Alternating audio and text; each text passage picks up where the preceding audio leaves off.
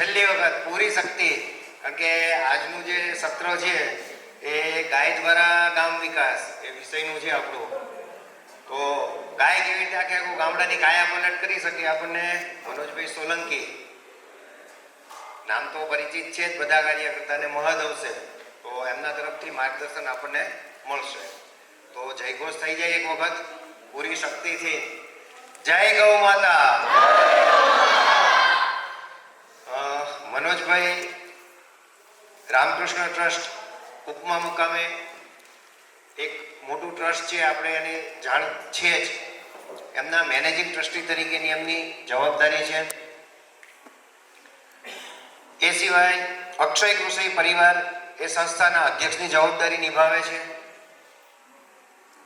રાષ્ટ્રીય સ્વયંસેવક સંઘ RSS ની અંદર સંઘની યોજનાથી સૌરાષ્ટ્ર પ્રાંતની ગ્રામ વિકાસની જવાબદારી, તો ગ્રામ વિકાસના પ્રાંતના પણ સંયોજકની જવાબદારી નિભાવે છે. ICAR નામની એક ભારત સરકારની સંસ્થા છે, એનું પૂર્ણ નામ ફૂલ ફોર્મ ભારતીય કૃષિ અનુસંધાન પરિષદ, એની રાષ્ટ્રીય સમિતિ છે આખા ભારતની, એના સભ્ય તરીકેની પણ એમની સાથે જવાબદારી છે. હવે આટલી જવાબદારી નિભાવતા સાથે પોતાનો નિજી વ્યવસાય પણ કરે છે, તો એમની પાસે શક્તિ કેટલી છે આપણે જરા વિચાર લેવાનું રહે. આ બધું કામ કરતા એમની વ્યસ્તતાની અંદર પણ ગાયને ગામ સાથે વણીને કેવી રીતે ગામનો વિકાસ પલટ કરી શકાય, તો ગ્રામ વિકાસનો જે વિષય આપ્યો છે એના માટે દર મહિને ઉપમાની અંદર નિઃશુલ્ક વર્ગો વગેરે રાખે જ છે. એ પણ આપણે પછી વાત કરશું. હાલ એમનો નિવાસ માધાપર છે. સાથે બાજુમાં અધિકારી બીજા છે શ્રી દીપકભાઈ પટેલ, એમનો પણ આપણને પરિચય છે. નમસ્કાર. ગો સેવા ગતિવિધિ સૌરાષ્ટ્ર પ્રાંત આયોજિત 4 દિવસની ગૌ તાલીમના આજે ત્રીજા દિવસે બપોરના સત્રમાં આજના પધારેલ સર્વે દૂર પૂરા ગુજરાત અને સૌરાષ્ટ્ર પ્રાંત મહારાષ્ટ્રથી પધારેલા સર્વે ગૌ ભક્તોને મારા વંદન. મારો વિષય ગાય પણ છે, ગ્રામ વિકાસ છે. ગાય વગર ગામ અધૂરું છે. ભારત છે એ ગામડાનો દેશ છે, અને ગામડું છે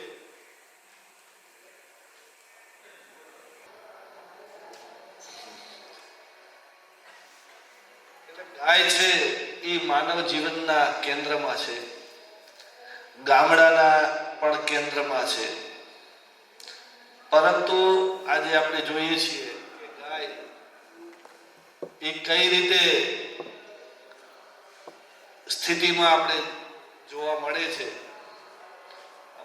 તો આપણે બધે જે પધાર્યા છીએ, આવ્યા છો 4 દિવસ ગાયના વિજ્ઞાન અને ગાયનો આપણા જીવનમાં કઈ રીતે ઉપયોગિતા વધે, આપણા જીવનમાં જે ગાય વણાયેલી હતી, ઘરમાં ગાય હતી, એ પાછી ઘરમાં કઈ રીતે પહોંચે, એના માટે આપણે બધે પ્રયત્નશીલ છીએ. અને આ પ્રયત્નના ભાગરૂપ આજે આપણે એનું પરિણામ પણ થોડુંક જોવા મળે જ છે. ગાયનો મુખ્ય પરિચય છે એ અત્યારે દૂધ છે, પરંતુ વાસ્તવમાં ગાયનો મુખ્ય પરિચય એ ગાયનું ગોબર છે, ગાયનું ગૌમૂત્ર છે, ગૌવંશ પોતે છે, અને પછી દૂધ છે.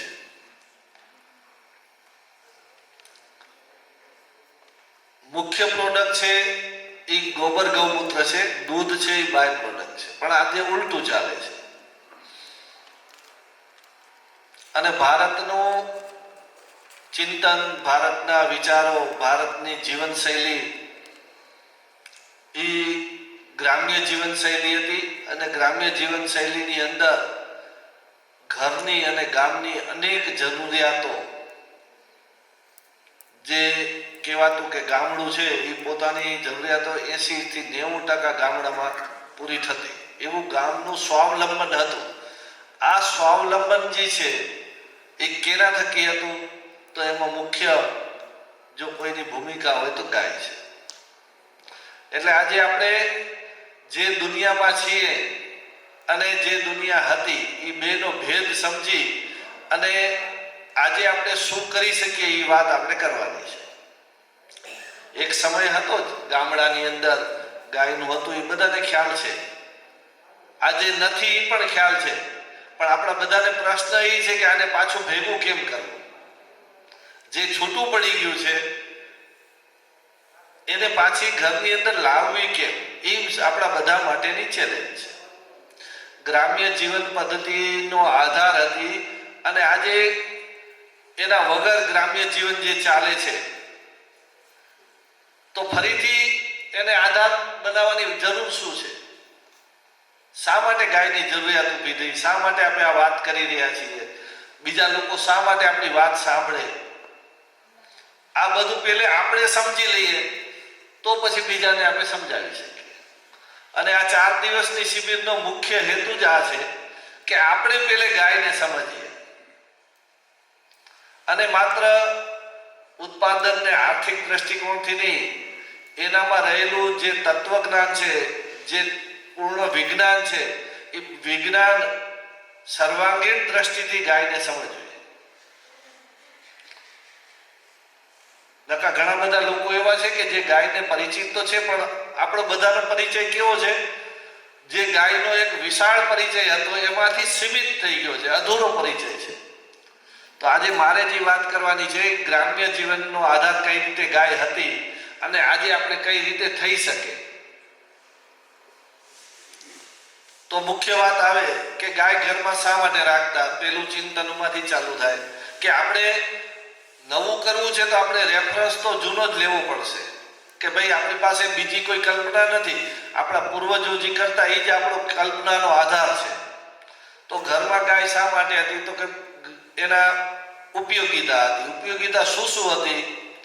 તો સૌથી પહેલે આપણું જીવનનો આધાર કહી શકાય એમાં હવા, પાણી ને અન્ન. એટલે કે હવા પાણી તો પ્રકૃતિની વ્યવસ્થાથી છે જ, પણ અન્નની ભૂમિકામાં ક્યાંક માનવીય ભાગીદારી હતી. અને એટલે કે આપણી ભોજનની થાળી, આમાં ઇકો થોડોક ઓછો થાય. ભોજનની થાળી જે છે એ અડધો હિસ્સો દૂધ, ઘી, માખણ, છાશ હતો. શું હતું? અડધા હિસ્સામાં દૂધ, ઘી, માખણ, છાશ હતું. દુષ્કાળ પડતા, અમારી કચ્છની મારી સંકલ્પના છે, બીજી જગ્યાએ જુદી હોઈ શકે, કે કચ્છની અંદર દુકાળો પડે તો કોઈ ચિંતિત ન થતું. એનું કારણ હતું કે જ્યારે વરસાદ પડે ને એ 4 વર્ષે એક વખત વરસાદ પડતો, અને એક વખત વરસાદ પડે એમાં જુવાર, બાજરો, મકાઈ કે જે કઈ જેની જરૂરિયાત હોય એનો ધાનના કોથળા ભરાઈ જતા, અને જે ચારો થતો એનું કાલર ખડકાઈ જતી. પછી શું? તો કે રોટલો ને દૂધ, રોટલો અને છાશ એ મુખ્ય ભોજનનો આધાર થઈ ગયો. એટલે ગાયને ચરો મળી જતો 2-3 વર્ષ વરસાદ ન પડે તો પણ, અને એને પોતાને રોટલા મળી જતા. પછી તેલ મરચું ખરીદવાનું હોય, બાકસની ખરીદી હોય, એવું હોય તો એ લાકડા કાપી આવે જંગલમાંથી અને શહેરમાં જઈ અને લાકડા વેચીને જે 250, 200, 300, 400 રૂપિયા મળે તો એનામાંથી એને જે જરૂરની બાકી વસ્તુ ખરીદી લેતા.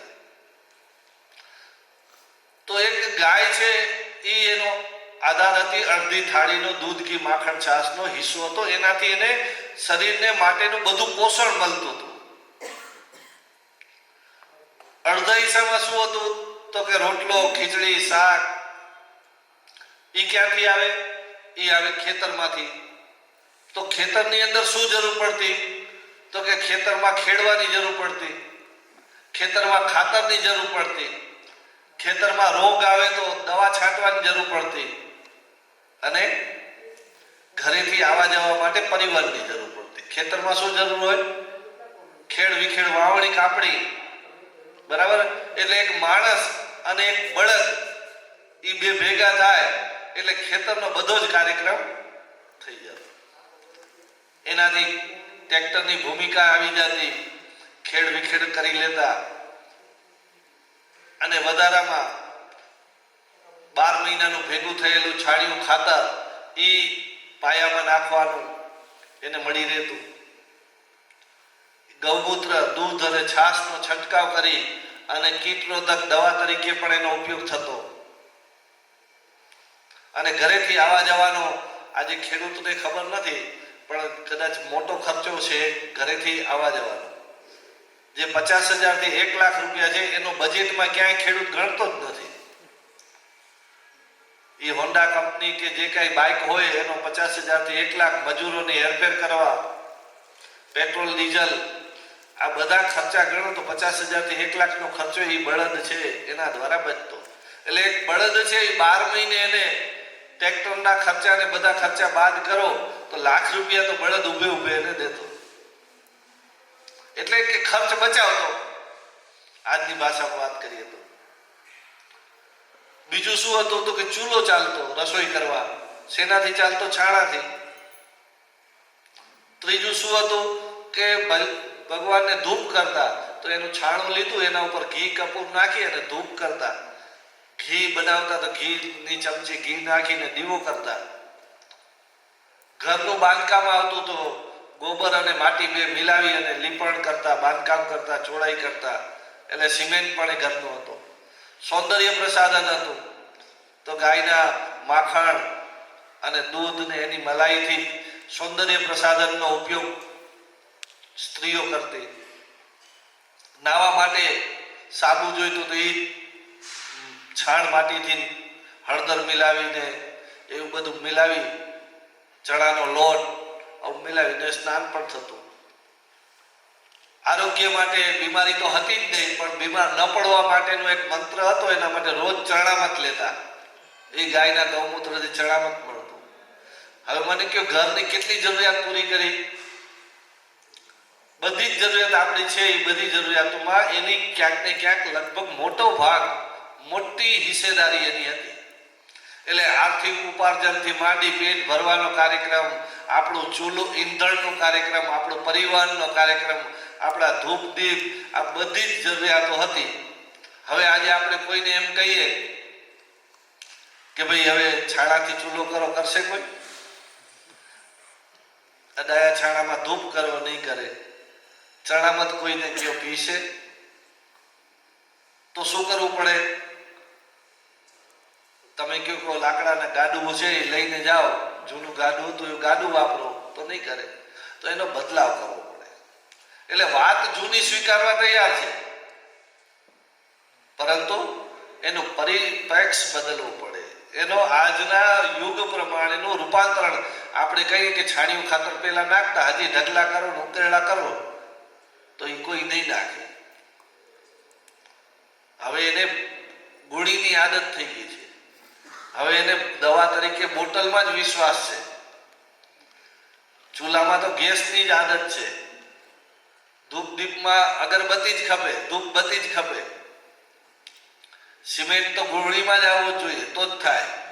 આ જે આદત છે એને આપણે પાછી, આને આ વાત જૂની પણ પરિપ્રેક્ષ નવો.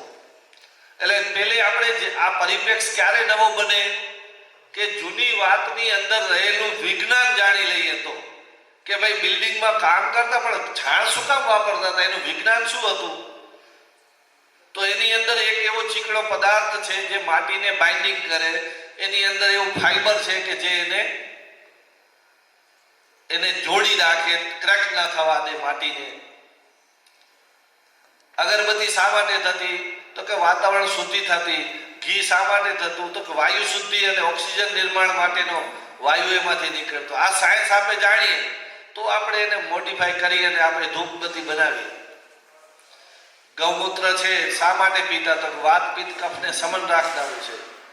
પેલે તો આપણે એમ જ લાગ્યું કે આ તો ધાર્મિકતાની વાત હતી તો શું પીવાની જરૂર છે એટલે મૂકી દીધું. પણ જ્યારે ખબર પડી કે આ ગૌમૂત્ર તો વાત પિત્ત કફને સમન રાખનારું ઔષધ છે, એટલે આપણે આ વાત કરી ત્યારે હવે ગૌમૂત્રનો અર્ક પીવા માટે તૈયાર થયા. તો એક એક વિજ્ઞાન આપણે જાણ્યું અને એક એક વિજ્ઞાનને જાણીને લોકોને આપવું જોઈએ. તો ગામડું છે એનો આધાર ગાય છે, પણ ગામડું જ શા માટે? એ પણ એક પ્રશ્ન છે. ગ્રામ્ય જીવનની વાત શા માટે કરીએ છીએ આજના સમયમાં? આજે બધા છે સ્માર્ટ સિટી બનાવવા જઈ રહ્યા છે, લોકોને બધાને શહેર તરફ જવું છે.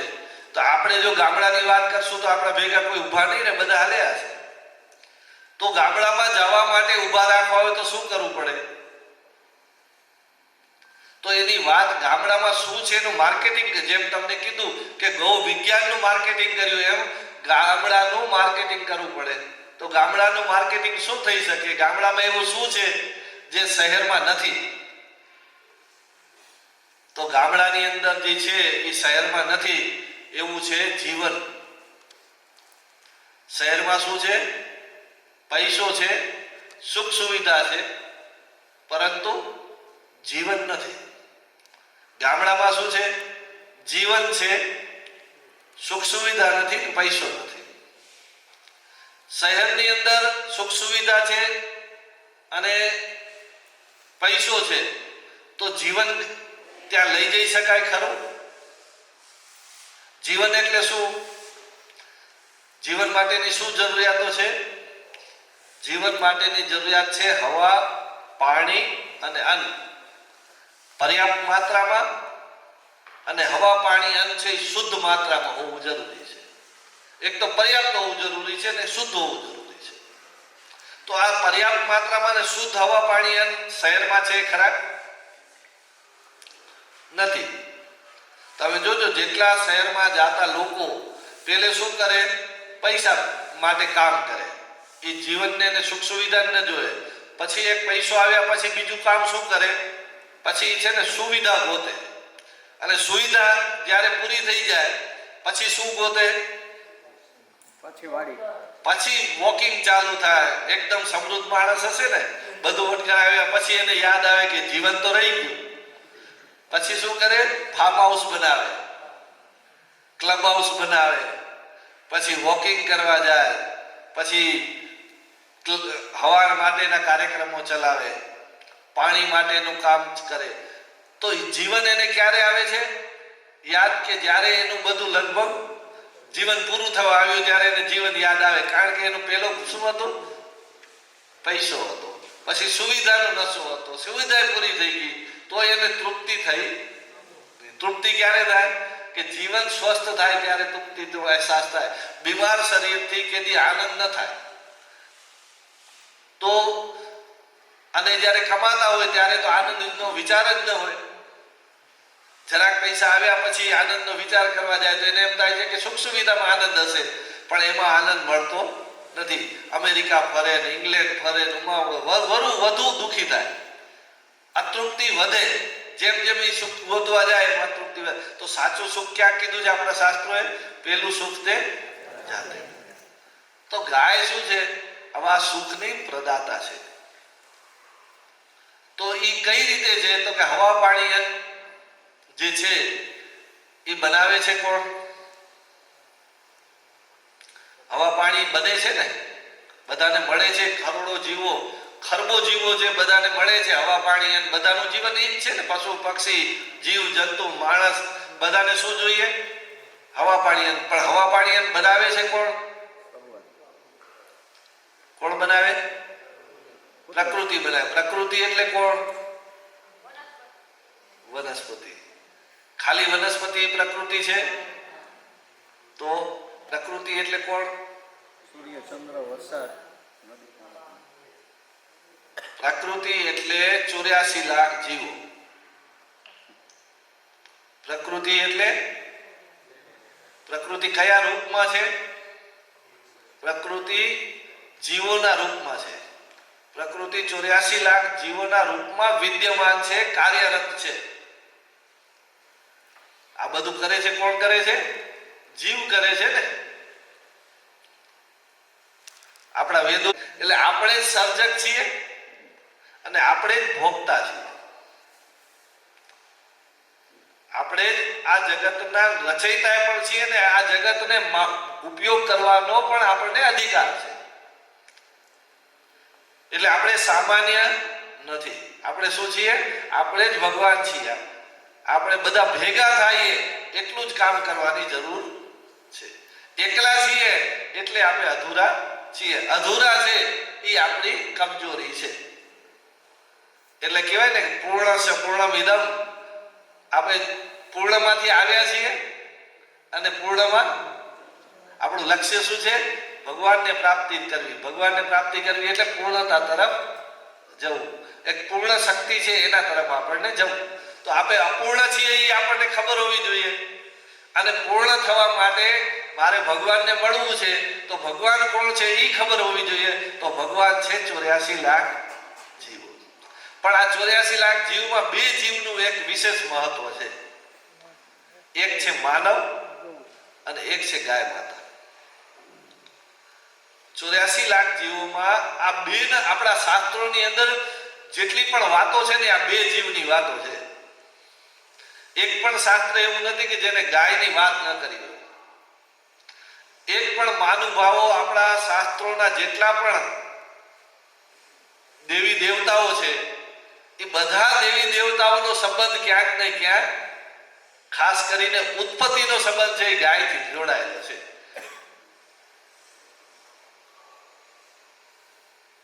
એટલે ગાય શું છે?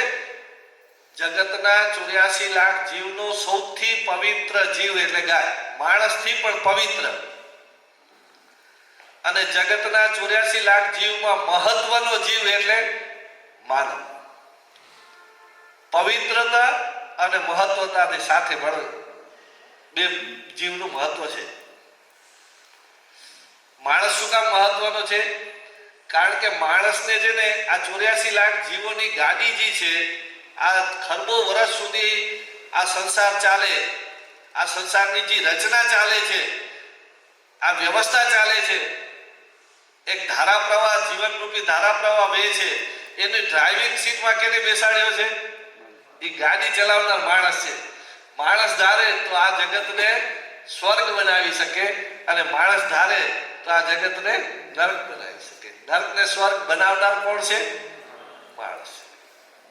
કારણ કે એને એકને જ બુદ્ધિ સ્વતંત્રતા અને કર્મ સ્વતંત્રતા દીધી છે. બાકી બધા જીવોને નિશ્ચિત કાર્યક્રમ દીધો છે, જેને નિશ્ચિત જ વર્તન કરવાનું છે. એમાં એનો ફેરબદલ ચાલે નહીં. એક જ માણસને એવું વર્તન કરવાની છૂટ દીધી છે કે તને જે યોગ્ય લાગે એ કર. અને માણસ શું કરે છે? માણસનો એક સ્વભાવ છે કે એને સુખી થવું છે. એટલે એ શું કરે છે? સુખી થવાના નિરંતર પ્રયાસ રૂપ કાર્ય કરે છે. એ હંમેશા જે કંઈ કરે છે ને એ કરવાનો પ્રયાસ શું છે ખબર? સુખી થવું. આપણા બધાનું લક્ષ્ય શું છે? આત્માએ શરીરનું ધારણ કર્યું, આ જગતમાં આવ્યા છીએ. આપણા શાસ્ત્રોમાં આપણે જાણવા મળ્યું છે કે શરીર અને આત્મા બે અલગ છે. બરાબર? આત્મા એ શરીરને ધારણ કર્યું. આત્માએ શરીરને ધારણ શું કામ કર્યું છે? આ જગતમાં આવવાનું આપણું પ્રયોજન શું છે? આ જગતમાં આવવાનું પ્રયોજન છે સુખી થવું. બધાને કોઈ પણ જે કાર્ય કરી રહ્યા છે ને એને પૂછશો તો એનો છેડો છે ને, એનો છેડો શું આવશે? સુખી થવા ઉપર આવશે. એના સિવાય બીજો કોઈ લક્ષ્ય કોઈનું છે નહીં. અને સુખી થવાના પ્રયાસમાં પોતાની બુદ્ધિને ઉપયોગ કરે છે, હૃદયનો ઉપયોગ કરે છે અને એને જે વિચાર આવે છે એના પ્રમાણેનું વર્તન કરે છે. અને વર્તન ઘણી વખત એને સુખ તરફ લઈ જાય છે અને ઘણી વખત છે એ દુઃખ તરફ લઈ જાય છે. એ પ્રયાસરૂપ છે. એટલે પ્રયાસ કરવો એ આપણો કર્તવ્ય છે અને આપણે બધા ભેગા થઈને પ્રયાસ કરીએ છીએ સુખી થવાનો. પરંતુ સુખ નથી મળતું એનું કારણ શું? તો કે સમજણ ન હોય તો સુખ ન મળે. સંસાધનોથી સુખ નથી, સમજણથી સુખ છે. સમજણ શેની સમજણ?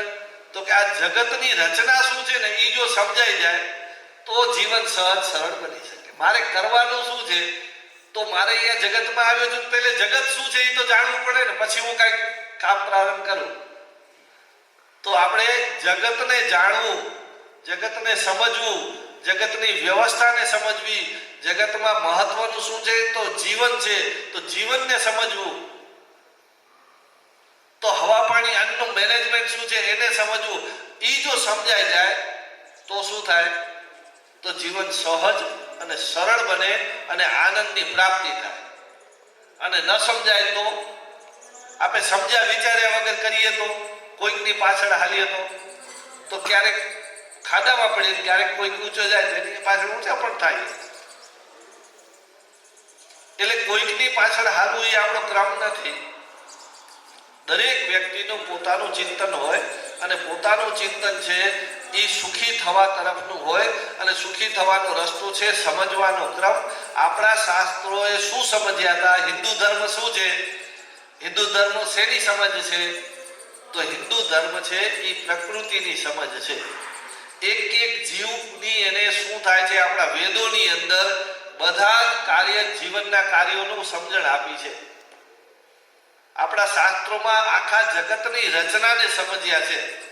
માટી શું છે, પાણી શું છે, હવા શું છે, આકાશ શું છે, અગ્નિ શું છે, જલ શું છે, પંચ તત્વને સમજી લઈએ તો આખી જગતને સમજાય જાય.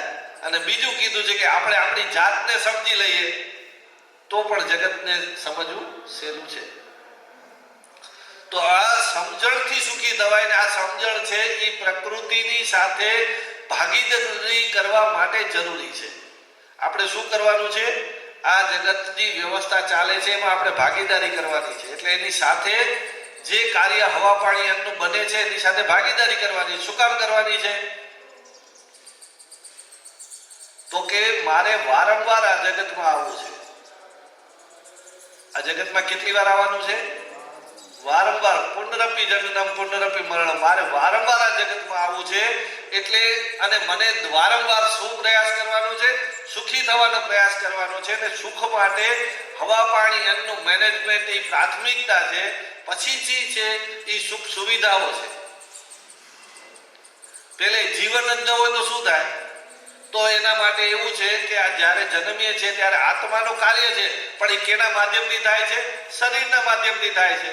તો કે શરીરની જરૂરિયાત શું છે તો કે હવા પાણી અને આત્માની જરૂરિયાત શું છે? એને આનંદિત થવું. તો આનંદિત કેમ થવાય અને શરીરને હવા પાણી અન્ન કેમ મળે?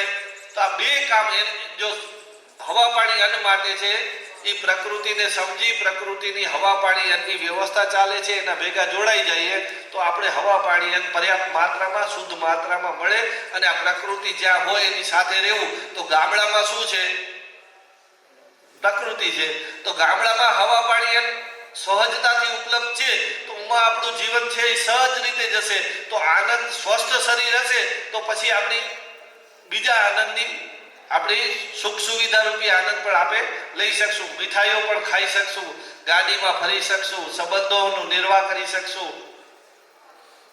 તો બધી જ પ્રકારના આનંદને મળી શકશે. તો શરીરને જાળવવું એનું નામ છે સ્વાર્થ. તો સ્વાર્થમાં શું કરવાનું છે તો સ્વાર્થ માટે આખા જગતમાંથી હવા પાણી અન્ન આપણે લેવાના છે. અને હવા પાણી અન્ન લીધા છે અને પાછા હવા પાણી અન્નને ઠીક રાખવા છે એ આપણું કર્તવ્ય છે. લેવું છે એ અધિકાર છે, દેવું એ કર્તવ્ય છે. તો મારે વારંવાર આ જગતમાં આવવું છે તો અહીંયા હવા પાણી અન્ન જેટલા વધુ સારા હશે ને એટલો હું વધુ સ્વસ્થતાથી હું જીવી શકીશ. એટલે મારે ધરતી બગાડીને જઈશ તો ભૂખે મરવા મારે આવવું પડશે. પાણી ખતમ કરીને જઈશ તો તરસે મરવા આવવું પડશે. હું સંસ્કાર બગાડીને જઈશ તો દુઃખી થવા આવવું પડશે.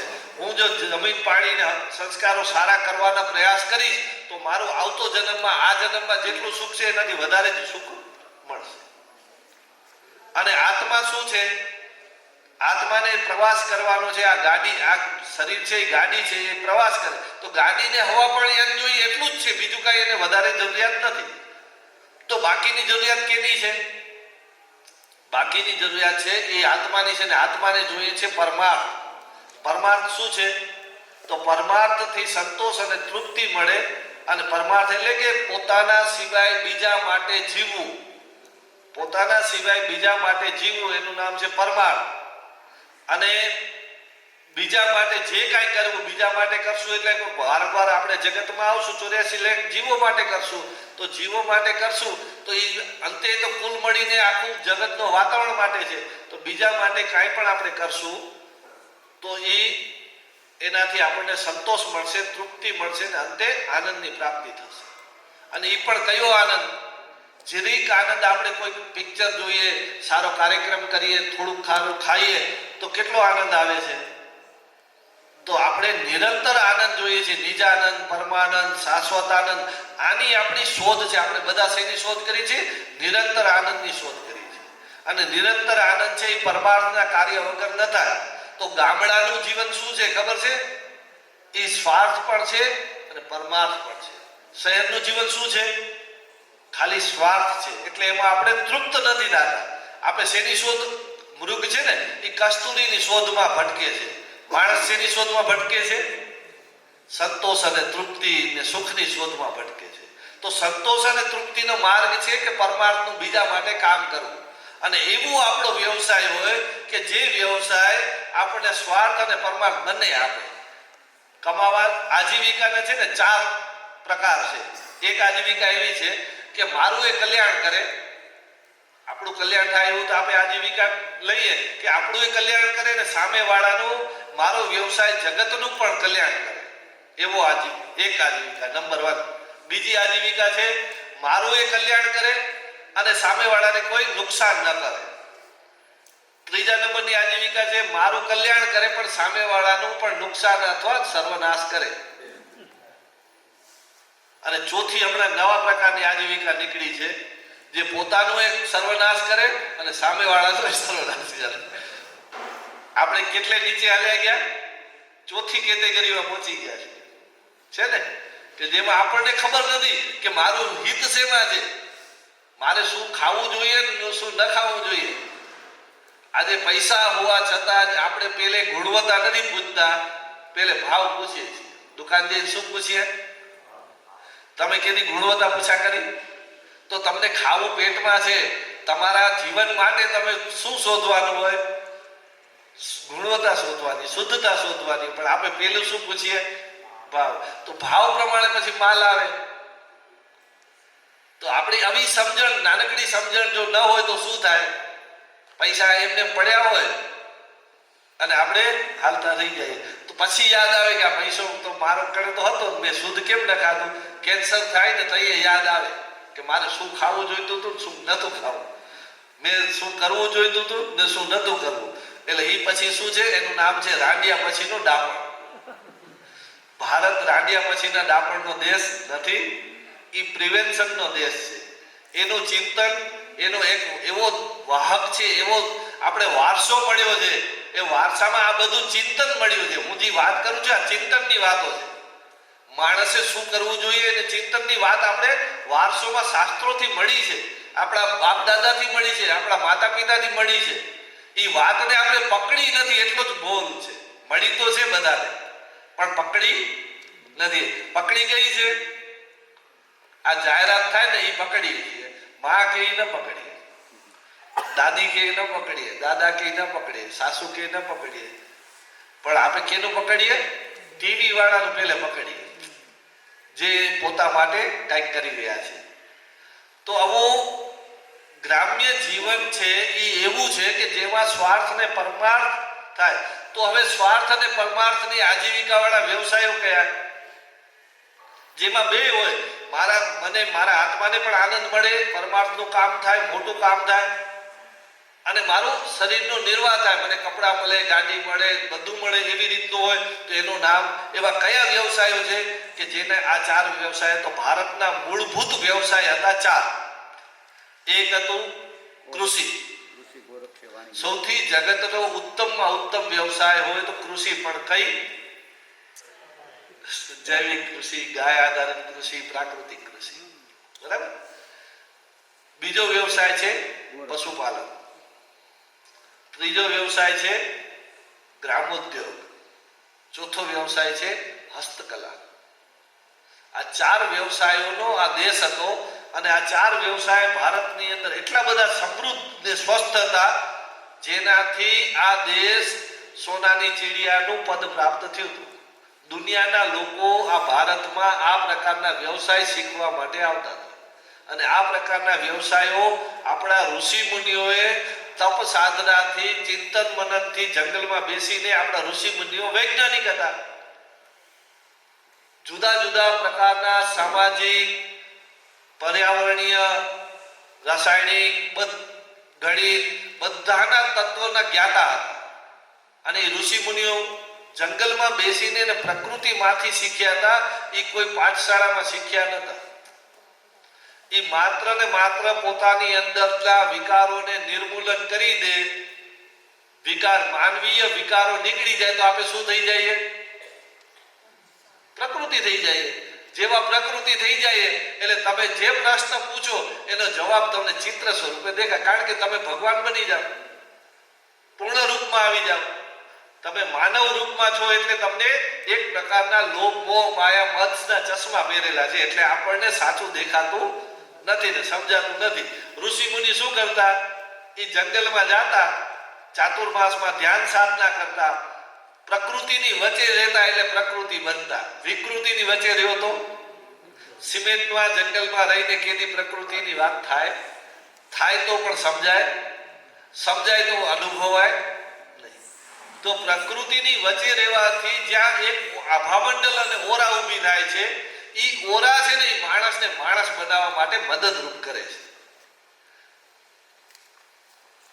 જ્યાં પ્રકૃતિ હશે ત્યાં જોજો જ્યાં ભેગે બધાને મજા આવી જશે. નેચરમાં જાઓ છો મજા આવે છે. કેમ? એટલા માટે કે આપણો ને એનો ડીએનએ એક છે, આપણી ને એની કેમિસ્ટ્રી એક છે. પંચ તત્વોમાંથી બન્યું છે ને આપણે પણ પંચ તત્વ, પણ સિમેન્ટ આપણામાંથી નથી, એ પંચ તત્વમાંથી નથી બન્યો. એટલે એની કેમિસ્ટ્રી આપણા સાથે મેચ થશે. જીવંત વસ્તુ સાથે આપણને હંમેશા મજા આવશે. કોઈ માણસ હોય અત્યારે ભોગવાની વિચારધારા દેશમાં ચાલે છે તો એ એકલા સુખી થવાની વાત કરે છે. બધાના પ્રયાસ એમ છે કે હું ટોપમાં જ જાઉં, જ્યાં પૈસો જોઈને હું જાઉં, બીજું કોઈ ન હોય. ઘરમાં પણ આવી હરીફાઈઓ હાલે છે. ઘરમાં પણ એકબીજાને પાછળ મૂકીને હું આગળ થઈ જાઉં, મારા બેંક બેલેન્સ મોટું થાય, સોનાનો મહેલ, ગાડી, બંગલા જે કે એ બધું વસ્તુ આપી દે, એક ખૂણામાં કોઈ રહી દે. કોઈ પણ જીવ વગર રહી શકે નહીં. શું કામ? કારણ કે હવા પાણી અન્ન છે, જીવ જ બનાવે નહીં તો કેમ રહી શકો? હવા પાણી અન્ન જ ન હોય તો શું કરો? એટલે આ જગત છે એ તાણાવાણા છે. 84 લાખ જીવ છે ને એ આપણા પરસ્પર અવલંબન છે. એના વગર હું ન જીવી શકું, મારા વગર એ ન જીવી શકે. બધાના એકબીજાના તાણાવાળા. આ કપડું છે ને એમાં આડા દોરા જેટલા છે ને એટલા ને એટલા ઊભા દોરા છે. એનાથી આની સ્ટ્રેન્થ છે. એમ આ જગતના 84 લાખ જીવ ભેગા થાય ને ત્યારે આ જગતનું કપડું છે ને ફાટેલું ન રહે, એ કપડું સારું થાય. આ જગત પૂર્ણ રૂપે ભગવાનનું રૂપ ધારણ કરી લે. એક એક જીવ ભગવાન બની જાય, બધા ભેગા થઈ જાય તો આપણે આવી સ્થિતિ જે ઊભી કરવાનું ક્યાં થઈ શકે? તો એ હંમેશા ગામડામાં જ થઈ શકે. ગામડા વગર શક્ય નથી. અને આ 4 વ્યવસાયો કીધા એ ક્યાં થાય? એ ગામડામાં જ થાય, બીજે ક્યાંય થાય નહીં. તો ભારતનું મૂળ ચિંતન એમ કે છે કે આપણે સુખી થવું હશે તો આપણે કેટલીક બેઝિક વાતો સમજવી પડશે અને જે પણ પ્રયાસ કરીએ એ આપણને સુખ તરફ લઈ જનારા હોવા જોઈએ. કદાચ આ જન્મ ન મળે તો એમ કહેવાય છે કે મર્યા પછી સમજણ ભેગી ચાલે, બીજું કાંઈ ન ચાલે. તો સમજણ આ જગતમાં આ જન્મમાં થોડીક મળી, આવતા જન્મમાં એમ કરતે મને જાવું છે મુંબઈ અને મારું મોઢું છે એ ભુજ બાજુ હશે તો હું કેદી પહોંચીશ? પણ જો મારું મોઢું મુંબઈ બાજુ હશે તો નિશ્ચિત છે કે એક દિવસ મારી દિશા મારી નિશ્ચિત હશે તો એક દિવસ જરૂર પહોંચશું. તો દિશા નિશ્ચિત કરવા માટે આપણે શું કરવું પડે? તો દિશા નિશ્ચિત કરવા માટે આપણે આપણા શાસ્ત્રોનો ઉપયોગ કરવો પડે, રેફરન્સ લેવા પડે. આપણા શાસ્ત્રો, આપણું ભારતનું ચિંતનને પકડીને હાલવું જોઈએ, નહીં કે આ ભોગવાદી વિચારધારાનું ચિંતન જે એકલા સુખી થવાની વાત કરે છે, માત્ર અધિકારની વાત કરે છે, એ માત્ર માનવ કેન્દ્રિત જ વિચારધારા છે. હિંસાની વાત કરે છે, ભેદભાવની વાત કરે છે. ભારત શેનો દેશ છે? અહિંસા ધર્મ. આપણો કયો ધર્મ છે? અહિંસા ધર્મ. અહિંસા ધર્મ શું કામ છે? હવે સમજાય ને કે આ હવા પાણી અન્નનું મેનેજમેન્ટ જીવો થકી છે. એ જો જીવો ખતમ થઈ જાય તો હવા પાણી અન્ન દૂષિત થાય અથવા એની ઉત્પાદકતા ઘટી જશે, જીવન ખતમ થઈ જશે, ધીરે ધીરે જીવો ખતમ કરવા માંડે. તો ઝેરનો વેપાર આ જગતમાં ક્યાંય સ્થાન નથી. જગતમાં ક્યારે પણ ઝેરનો કાર્યક્રમ હોઈ શકે નહીં, માત્ર અમૃતનો જ કાર્યક્રમ હોય. અને આ અમૃત આપે કોણ છે? એ ગાય માતા આપે છે. અમૃતનો સ્ત્રોત આખા જગતમાં જો કોઈ હોય તો ગાય માતાના દૂધ, ઘી, માખણ, છાશ, પંચગવ્ય છે. એ અમૃત છે ધરતીના. અને આ ધરતીમાં જ્યાં પણ ઝેર કદાચ આવી પણ જાય ને તો એ ઝેરનું નિર્મૂલન કરવાની તાકાત ગાયના ગવ્યમાં છે. ધરતી તત્વ વિશુદ્ધ થશે, કેમિકલનું ગમે એટલું હશે, એને પાછું જીવંત કરવી હશે તો ગાય જ કરી શકશે, એનું ગોબર જ કરશે. ધરતીને પાછી શુદ્ધ કરવા માટે ગોબર છે, જલ તત્વ શુદ્ધ કરવા માટે ગૌમૂત્ર છે, આકાશ તત્વ શુદ્ધ કરવા માટે દહીં છે, વાયુ તત્વ શુદ્ધ કરવા માટે દૂધ છે, અને તેજ તત્વ શુદ્ધ કરવું હશે તો ઘીથી થશે. આ પંચગવ્યનો ઉપયોગ વધુ ને વધુ થાય તો આ જગતમાં ઝેરનો ઓછું થાય અને પ્રેમ છે, અમૃત છે એ વધે. ગાયની સાથે રહેવાથી પ્રેમ વધે છે. એ એક પ્રકારનું અમૃત જ છે ને, અમૃતનો પ્રકાર છે. તો ગાયની સાનિધ્યથી માંડી અને ગાયના ગવ્ય સુધી આપણને સાચું જગતને એક કરવા, જગતનું જીવન આપવા માટે કોઈ આધાર સ્તંભ હોય, એટલે 84 લાખ જીવોનો મૂલાધાર હોય તો કોણ છે? ગાય છે. જેટલી વખત આ ધરતીમાં આ ખરબો વર્ષના કાર્યક્રમમાં કેટલી વખત આ ધરતીના રસકસ ખતમ થયા છે. તો આપણા ઇતિહાસોમાં, શાસ્ત્રોમાં લખેલું છે કે ધરતી બંજર થઈ તો બધા દેવોએ ભેગા થઈને પ્રાર્થના કરી ભગવાનને કે આ હવે ધરતી બંજર થઈ, કાંઈ પાકતું જ નથી, શું કરવું? ત્યારે ભગવાને ગાયને ધરતી માથે અવતરણ કર્યું છે. ધરતી પાછી નવસાધ્ય કરી છે. તો ગાયના પંચગવ્યથી આખી જગતની રચના છે ને, જગતથી આખું જીવ જગત છે, એનાથી જ ગ્રામ્ય જગત છે. અને શહેરીકરણ છે એ તો આપણા શાસ્ત્રોની કોઈ વાત જ નથી, તો વિકૃત મોડેલ છે, એની કોઈ ચર્ચા ને એની કમ્પેરિઝન કરવાની નથી. એ એક ભ્રમિત મોડેલ છે, એ એક આપાતકાલીન મોડેલ છે, ટૂંકા ગાળા માટેનું મોડેલ છે. એક મોટા ઉદ્યોગોની સંકલ્પના આવી એટલે લાઇટ પાણી ટેલિફોનની જરૂર પડી, લાઇટ પાણી ટેલિફોનની જરૂર પડી એટલે એક જગ્યાએ શરૂઆત કરી. એ શરૂઆત થઈ એ જગ્યા છે ધીમે ધીમે શહેર બની અને લોકો ત્યારે જીવનના જરૂરિયાત હશે તો એના માટે ત્યાં આજીવિકા માટે ગયા અને ધીમે ધીમે એ ત્યાંની જે મેન્ટાલિટી જે છે, વધુ લેવું ઓછું દેવું, એ માનવીય મેન્ટાલિટી છે, એમાં પ્રસ્થાપિત થઈ. ગામડાની મેન્ટાલિટી છે, વધુ દેવું ઓછું લેવું. આ જગત સારું ક્યારે રહે? બધા દે કરે ને તો કોઈ દુઃખી ન રહે. જગતમાં છે એટલું જ છે, એમાંથી વધઘટ કાંઈ થતું નથી. પણ બધા જો પોતા પાસે છે એ બધે વચમાં રાખી દે તો શું થાય? તો કોઈ કડે કાંઈ કમી ન રહે. અને બધે લે કરે તો જગતમાં બધું જ ખૂટી પડે. આજે 25 વર્ષ પહેલા તમે બધે જે જીવનમાં જીવો છો એનાથી લગભગ 100 ગણા જીવન ઉત્થાન થયું છે બધાના. આમાંથી બેઠેલા એકેના કપડા તૂટેલા નહીં હોય એવા 25 વર્ષ પહેલા કોઈ હશે ને આજે બધાના કપડા સારા થઈ ગયા, એટલું તો વિકાસ થયો છે. તો આજે પ્રોબ્લેમ શું છે? તણાવ ને સ્ટ્રેસ, ભય, આત્મહત્યા વધી છે કે ઘટી છે? વધી. શું થયું એવું? તો કે થયું એવું કે મારી કણે છે એ મને દેખાતું નથી અને બીજા કણે છે ને એ મને રોવડાવે છે, એ દોડાવે છે, એ પીડાવે છે. એટલે ફરક ક્યાં આવ્યો છે? વૃત્તિનો ફરક આવ્યો, વ્યવસ્થાનો ફરક નથી. આ શેનો ફરક છે? વૃત્તિ આપણી એવી થઈ ગઈ કે હવે સંતોષ જ નથી થતો, ગમે એટલું આવે અને પાછા ચોકીદાર બનીને વાપરતા પણ નથી. માલિક બનીને ચોકીદાર બની ગયા બધે.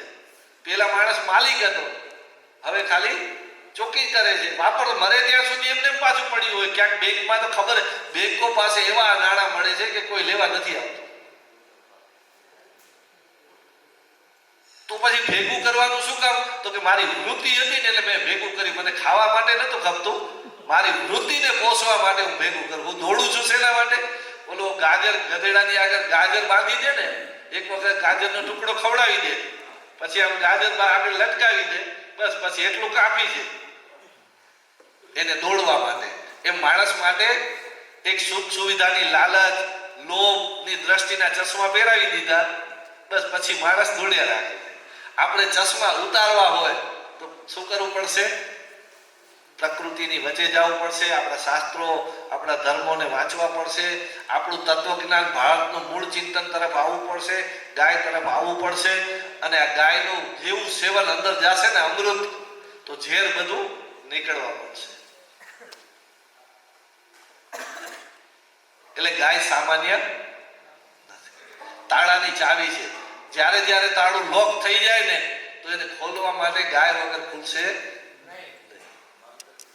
એટલે તાળાની ચાવી તો હંમેશા બાજુમાં જ રાખવી જોઈએ.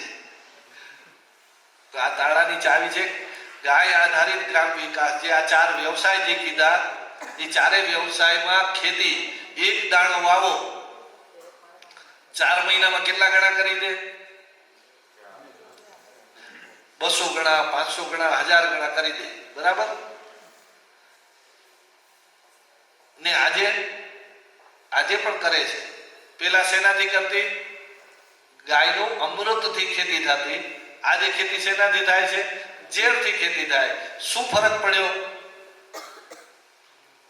તેદી એ ખેડૂત હતો, આજે ખેડૂત છે.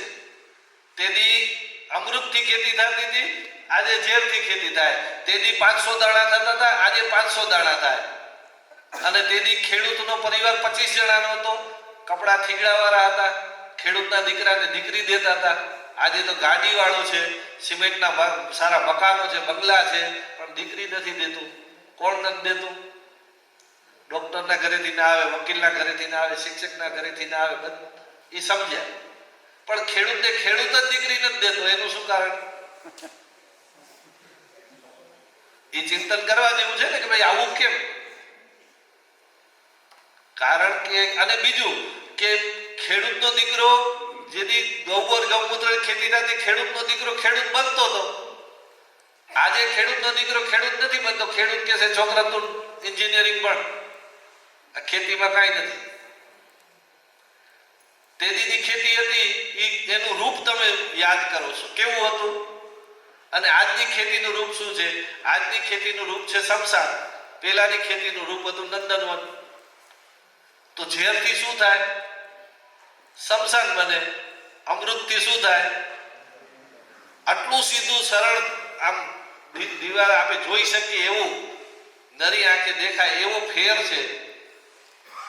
અને ખેડૂત પોતાની જાતને ઘૃણા કરે, કારણ કે એ અંતે તો પ્રકૃતિ છે ને, પ્રકૃતિ છે એ વિકૃતિની તો ઘૃણા જ કરવાનો છે ને, એટલે એ ઘૃણા કરે છે. એને ખબર નથી, એ નશામાં છે. વધુ લેવાનો નશો એવો છે, એને ખબર નથી પડતી કે શું થઈ ગયું છે ને હવે હું કરું છું. એ મૂંઝાયેલો છે.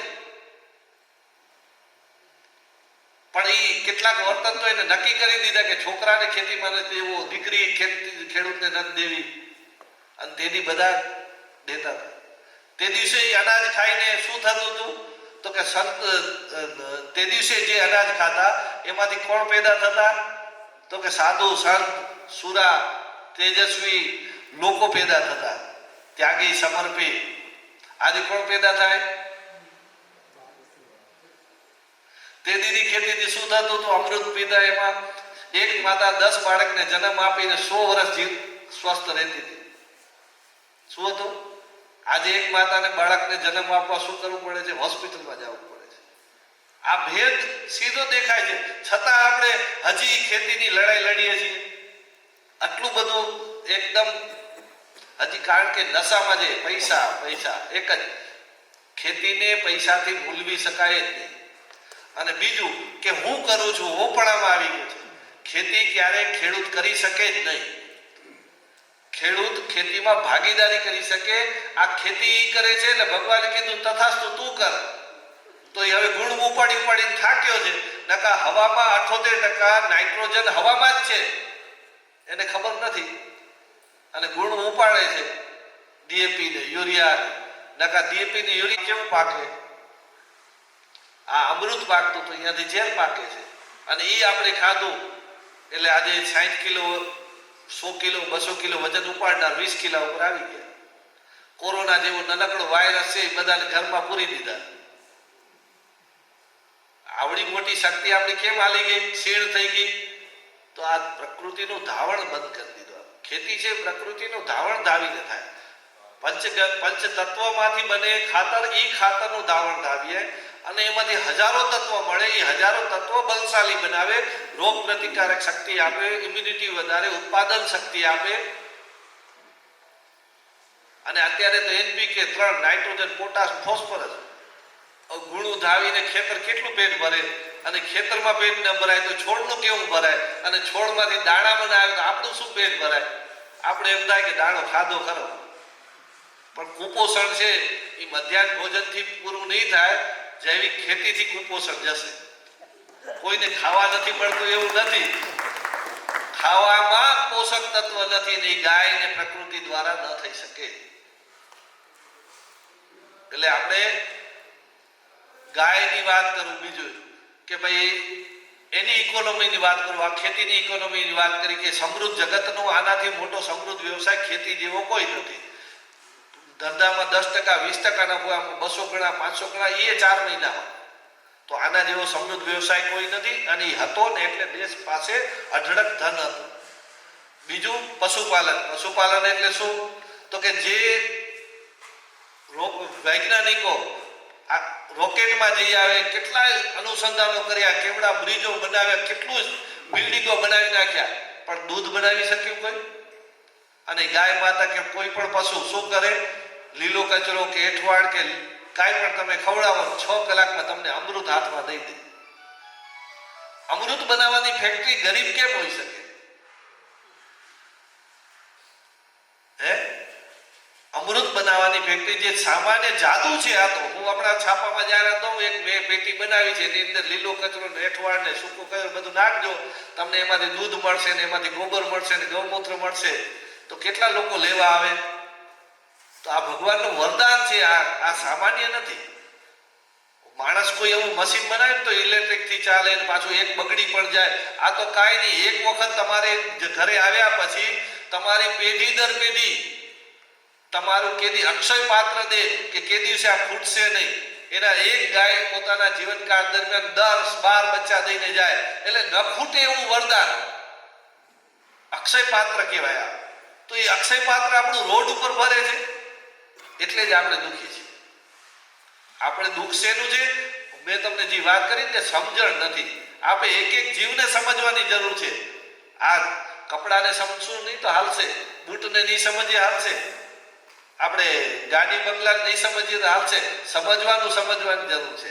મને કે 1 મિનિટ ન ચાલે એવું આપણો આધાર કેનો? 1 મિનિટ ન ચાલે એવું શું વસ્તુ છે? હવા. હવા ઉપર કોઈ અડધો કલાક વક્તવ્ય આપો, મોબાઈલ ઉપર આપો,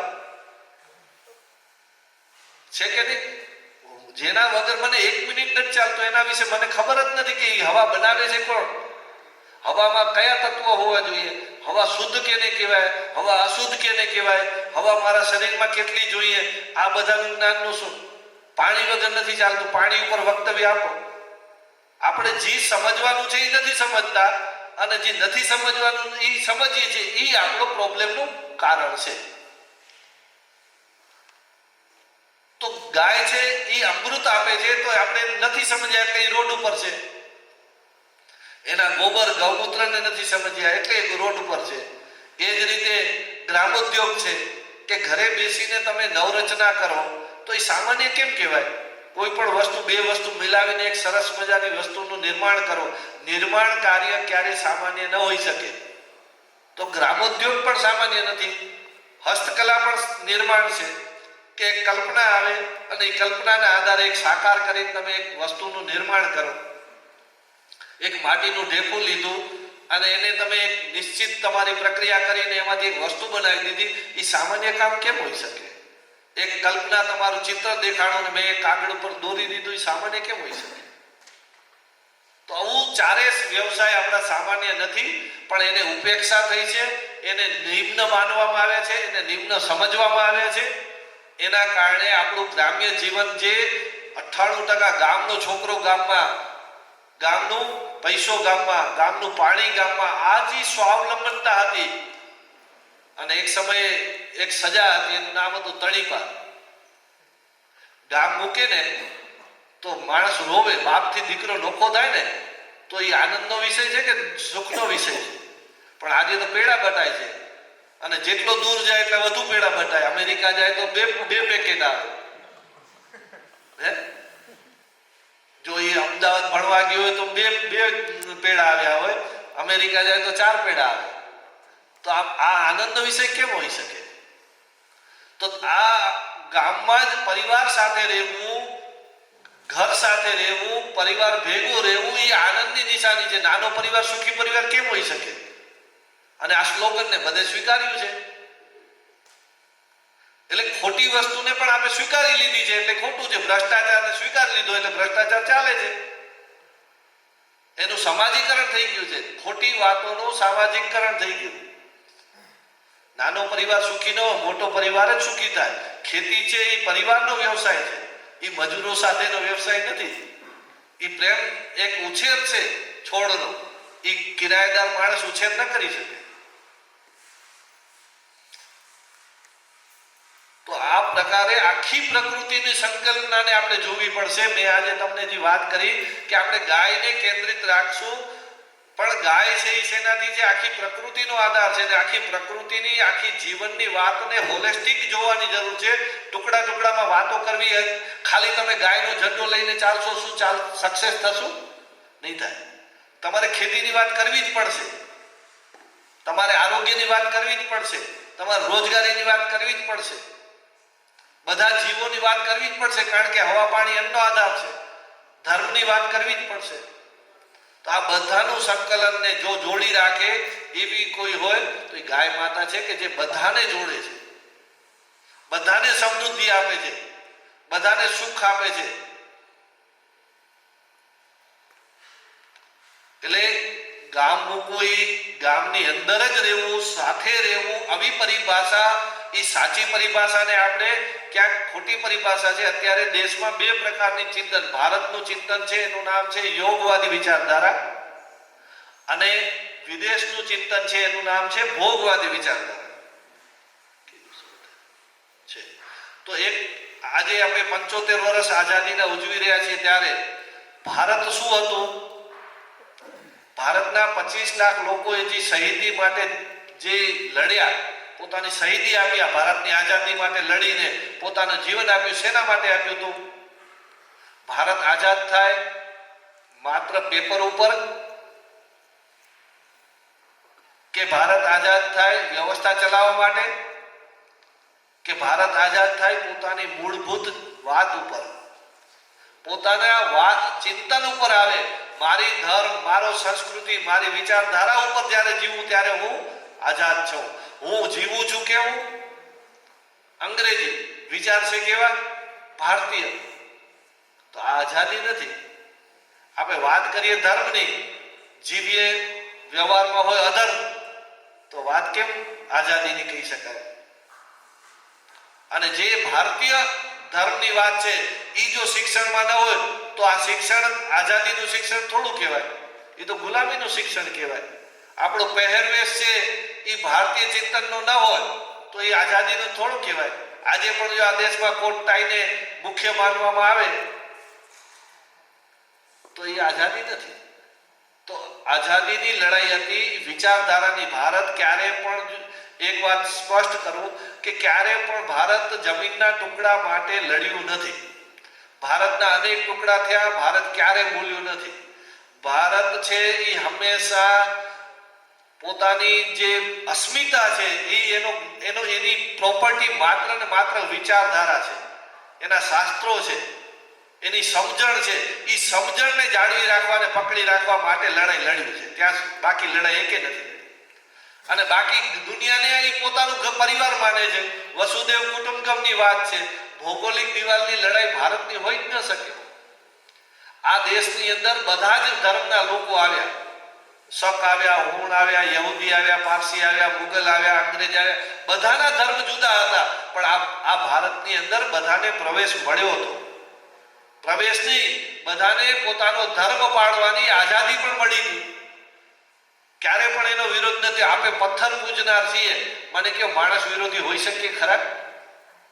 જે પથ્થરને પણ આપણે નમીને હાલીએ, એ કીડીને પણ આપણે આદર કરીએ, આપણા દેવી દેવતાઓએ પશુ પક્ષીઓને પોતાની સાથે રાખ્યા, વૃક્ષોને પણ પોતાનું પૂજનીય ગણ્યા, સૂરજને દાદા કીધા, ચંદાને મામા કીધા, આકાશને પિતા કીધા, ધરતીને માતા કીધી, વાયુને દેવતા કીધા, અગ્નિને દેવતા, નદીને માતા, અને ગાયને માતા, અને પવનને દેવ. આ બધાને કેમ આવા પરિવારના બનાવીને રાખ્યા? આ વાસ્તવમાં આપણું બધા સાથેનું એક રિલેશનશિપ છે. આ જગત એક પરિવાર છે, બધાના એકબીજાના રિલેશનશિપ છે, બધાના તાણાવાણા છે, એ ક્યારે ખતમ ન થવા. નકા આપણા એક ભગવાને એક પશુ, બીજા ભગવાને બીજા પશુ, ત્રીજા ભગવાને ત્રીજા પશુ. શું કામ છે? એક ભગવાને એક વૃક્ષ, બીજા ભગવાને બીજું વૃક્ષ, ત્રીજા ભગવાન ત્રીજું વૃક્ષ. શું કામ છે? બધાનું સન્માન થાય એવો મેસેજ ક્યાંક ને ક્યાંક આપણા ધર્મમાંથી છે. એક પણ જીવ નકામો નથી, ખોટો નથી. જગત અકારણ નથી. જગતમાં જે કઈ સર્જન છે તો એની પાછળનો હેતુ છે. જગતમાં ઘટનાઓ ઘટે છે, એની પાછળ પણ એક હેતુ છે. આ કોરોના ને વાવાઝોડા ને મહામારીઓ આવે છે તો એ આપણને જગાડવા માટે છે, એનો એક હેતુ છે. એ અલાર્મ છે, વોર્નિંગ છે કે હવે જાગો, પાછા વળો, ખોટી દિશામાં છો. તો આપણા શાસ્ત્રોની લડાઈ, જે ભોગવાદી યોગવાદી વિચારધારા કહે છે કે આખું જગત બધા જીવો માટે છે અને બધા જીવોએ એનો ઉપયોગ કરવો જોઈએ, ઉપયોગની સાથે સાથે એનું સંવર્ધન કરવું જોઈએ, એનું નામ યોગ. ઉપયોગ અને સંવર્ધન બેનો યોગ, એનું નામ યોગ. એટલે આપણે અધિકાર છે, આ જગત સરસ મજાનું બનાવ્યું છે, બધા જીવો આવો, આ જગતમાં જીવો, સુખમય રહ્યો, તમારી કલ્પનાઓને પૂરી કરો. પરંતુ તમારું જ્યારે પોતાનું જીવનની સમય બાકીનું વચ્ચે કે જે સમય સ્પેર હોય એનામાં આ જગતને ઠીક કરવા માટે પણ કાંઈક ભૂમિકા ભજવો. ખાલી લેવાનું નથી, દેવાનું પણ છે. અને જો બધા વધુ દે અને ઓછું લે તો જગત સુંદર બને, અને બધું વધુ લે અને ઓછું દે તો જગત બગડવા માંડે. સિમ્પલ વિચારધારા આ દેશ પાસે સ્પષ્ટ રૂપે હતી. અને આ અંગ્રેજો છે ને એ માનવીય કેન્દ્રિત વિચારધારા છે, ને આપણી વિચારધારાનો રેફરન્સ છે પ્રકૃતિ. આપણા જે કાંઈ ધર્મના સિદ્ધાંતો છે, જીવનના સિદ્ધાંતો છે, એ પ્રકૃતિના સિદ્ધાંતો છે. એ જ સિદ્ધાંતોથી આ પ્રકૃતિ બની છે.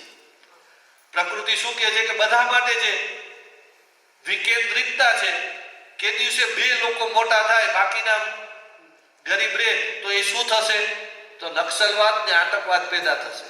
બધા ઇક્વલ સુખી થાય તો આનંદ થાય.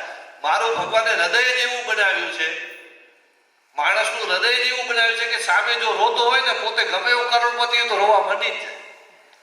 એના હાથની વાત. એને સુખી થવું હોય તો સામેવાળાને સુખી કરવા જ પડે. મને હસવું હોય તો મારે બધાને હસાવવા જ પડે. મારે સ્વસ્થ રહેવું હોય તો બધાને સ્વસ્થ કરવા જ પડે. એકલા સુખી થવાય નહીં, એકલા હસાય નહીં, એકલું કાંઈ થાય નહીં. એટલે આપણે એકબીજાની સાથે રહીને વિચારવાની સંકલ્પના, એ ભારતની યોગવાદી વિચારધારા, અંગ્રેજોની ભોગવાદી વિચારધારા, એ એકલા સુખી થવાની વાત એમ એ કહે છે કે આ જગત માણસે ભોગવી લેવા માટે છે. અને એક જ વખત જન્મને આપણે ખરબો વર્ષનું આ જગત માનીએ છીએ, એ એના જીવનકાળને જગત માને છે. આપણે વારંવાર આવવાની વાત કરી છે, એને એક જ વખત આવવાનું છે એમ માને છે. અને આ ભોગવી લેવાનો માત્ર અધિકારની વાત કરે છે, એની સાથે કર્તવ્યની વાત નથી. આપણે કર્તવ્યની વાત કરીએ એટલે મેં ગાયને માં કીધી, અને માં તરીકે દૂધ ત્યારે જ પીધું કે હું માં તરીકેનો નિર્વાહ કરવાની પહેલે જવાબદારી લીધી. હું પુત્ર બનીને માનો નિર્વાહ કરવાની જવાબદારી લીધા પછી મેં દૂધ પીધું. નદીનું પાણી મેં ત્યારે જ પીધું કે જ્યારે નદીને મેં માં તરીકે સમજીશ, માં તરીકે જાળવીશ, પછી જ હું નદીનું પાણી પીશ. એક એક જગ્યાએ આપણે કાંઈ પણ લીધું છે ને તો એની સાથે પહેલે દેવાની વાત કરી છે, પછી લીધું છે. અને આ વાત જો જગતમાં આવી જાય તો જગતનું કલ્યાણ થાય. એટલે આપણા શાસ્ત્રોએ કીધું સર્વ ભવંતુ સુખીન સર્વ સંતુ નિરામય. આપણા શાસ્ત્રોએ ક્યારે એમ નથી કીધું કે ભારત ભવંતુ સુખીન. આપણા શાસ્ત્રો એમ નથી કીધું કે માનવ ભવંતુ સુખીન. આપણા શાસ્ત્રો એમ નથી કીધું કે સ્વ ભવંતુ સુખીન. આપણા શાસ્ત્રો એમ નથી કીધું હિન્દુ ભવંતુ સુખીન. શું બોલ્યા છે? સર્વ ભવંતુ સર્વ જીવ હિતાય. સર્વ જીવનું કલ્યાણ. જ્યારે જ્યારે આપણે કાંઈ પ્રયાસ કરશું એ મારો પ્રયાસ સર્વ જીવના કલ્યાણ માટેનો હશે. મારો પોતાના કલ્યાણની વાત જ નહીં હોય. મારું જ્યારે હું બીજાના કલ્યાણની તાકાત ઊભી કરું છું તો મારું કલ્યાણ ઓટોમેટિક થઈ જાય એની ચિંતા મારે કરવાની ન હોય. મારે જો બીજાની નિર્વાહ કરવાની તાકાત આવે તો આપણી તાકાત તો ઓટોમેટિક વધી જાય. મારા ઘરને ભૂલીને થોડો હું સેવા કરવાનો છે. તો એટલે ઘણો વાક્ય પણ બોલે જીવોને જીને દો, એવું નથી. મારું જીવન જ પૂરું નથી થતું. જીવન બીજાનો વારો ક્યારે આવે? આપણું સ્લોગન છે જીને દો ઓર જીવો. પહેલા બીજાને જીવાડો અને પછી. આ ભારત છે અને એ ભારતના આપણે વાહકો છીએ. આપણા એ શાસ્ત્રો છે કે જેને એક એક આખા જગતને સમજ્યા છે અને જગતમાં સુખી કેમ થવાય. હિન્દુ એટલે કોણ? હિન્દુ એટલે પ્રકૃતિના જીવનને સમજી પ્રકૃતિ સાથે માનવની ભાગીદારી કેમ થાય એની એક આઈડિયોલોજી એટલે કે વિચારધારાને સમજણ, એનું નામ હિન્દુ. અને ભારતીય સંસ્કૃતિ એટલે શું? તો કે આ વિચારધારા આધારે કેમ જીવાય એની મેથોડોલોજી એટલે ભારતીય સંસ્કૃતિ. તો આપણે ખાલી વિચાર નથી આપ્યા, એની રીત પણ આપી છે. અને એ રીત શું છે? ઋતુચર્યા, દિનચર્યા, ગ્રામ વિકાસની વાતો, આપણી આખી પ્રકૃતિની વ્યવસ્થાપનની વાત આખી સંસ્કૃતિના વણાયેલી છે. આ 2-3 દિવસથી જે લોકો આરોગ્ય માટે જે બોલ્યા છે ને એ આપણા શાસ્ત્રોનું વ્યવસ્થાપન છે કે હું આમ રહેશું ને તો આ પ્રકૃતિની અંદર હું સુખમય રીતે રહી શકીશ. અને માત્ર એક સુખની વાત નથી કરી, કેટલાય પ્રકારના સુખોની આપણે વાત કરી છે. આપણે ખાલી ક્ષણિક સુખની વાત નથી. આ ભોગવાદી વિચારધારા લોકો પાસે ક્ષણિક સુખ છે, એ થોડીક વારમાં રોવા પણ મંડી જાય. પણ આપણો માણસ જે સમજેલો હશે ને એ જીવનભર ન રડ્યો એવું ઘણા માણસો મળશે. કારણ કે એ નિજાનંદ, નિત્યાનંદ, પરમાનંદ એની સમજણ કરાવે. એટલે સમજણથી સુખી થવાય, સંસાધનોથી નહીં. સંસાધનોને જેટલા સીમિત કરીએ એટલું સ્વાવલંબન આવે અને સ્વાવલંબનમાં જ સુખ છે. અને એ સ્વાવલંબન ગામડું જ આપી શકે, શહેર ક્યારે આપી શકે નહીં. અને પૈસાની વાત કરું તો પૈસો શેનાથી બને? પૈસો શેનાથી બને? ખેતી, ખનીજ, માનવીય શ્રમ, પશુ પક્ષીનો ઉપયોગ, વનસ્પતિનો ઉપયોગ અને પાણીનો ઉપયોગ. હવે મને કહો, પૈસો બનાવવાનો સ્ત્રોત ગામડામાં છે કે શહેરમાં છે? ગામડામાં. તો શહેર સાવકાર શું કામ છે? આ પૈસો ભારતમાં છે કે યુરોપમાં વધુ? યુરોપમાં 2 ઋતુ છે, ભારતમાં 3 ઋતુ છે.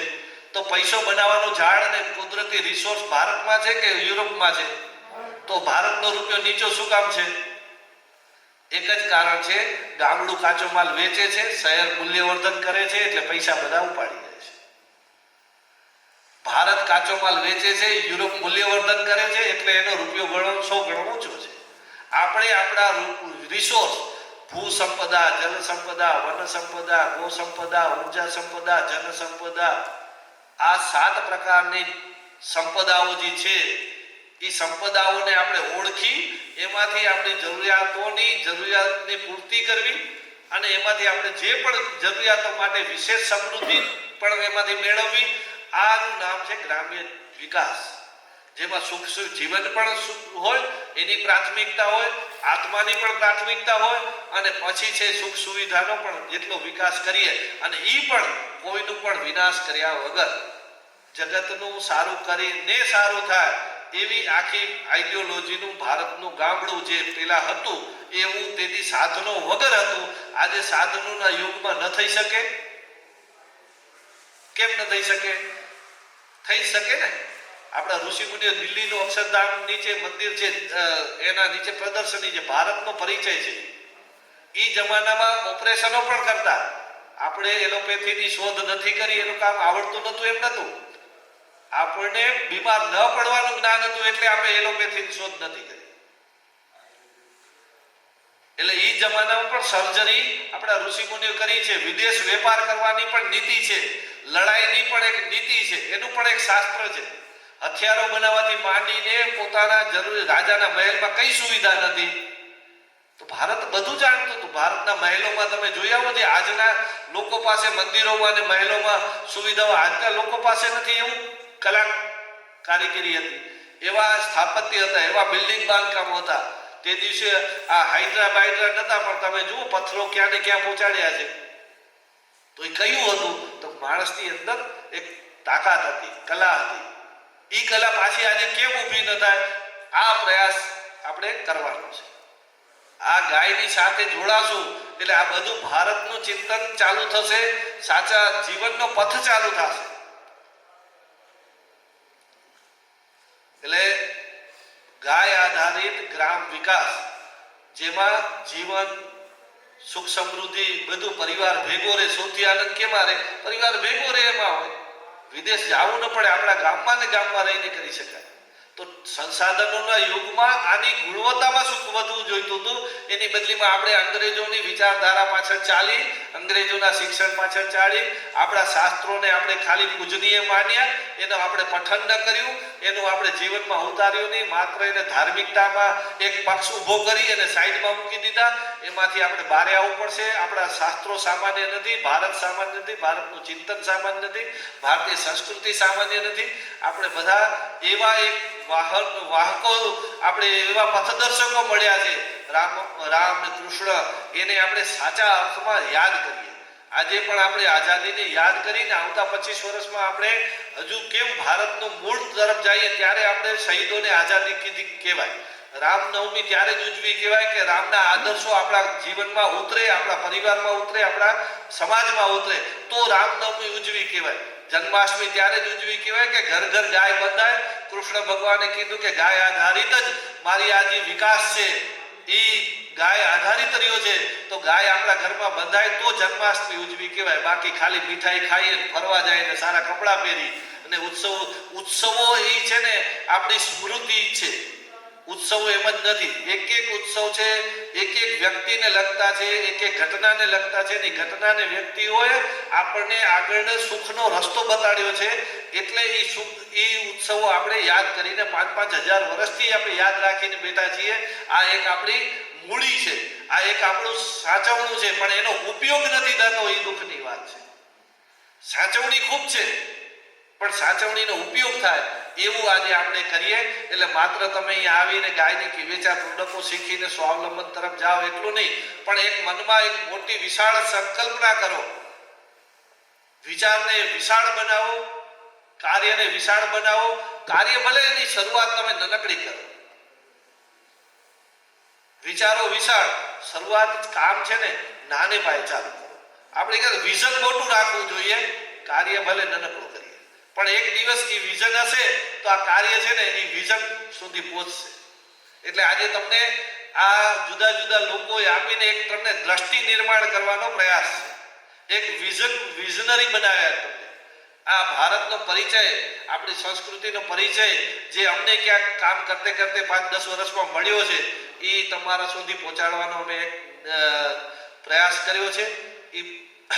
અને એમાં જે મારા બધા વક્તાઓ આવ્યા, એ બધા વક્તાઓએ પોતપોતાની નિષ્ઠાપૂર્વકની વાત તમારી સામે મૂકી છે.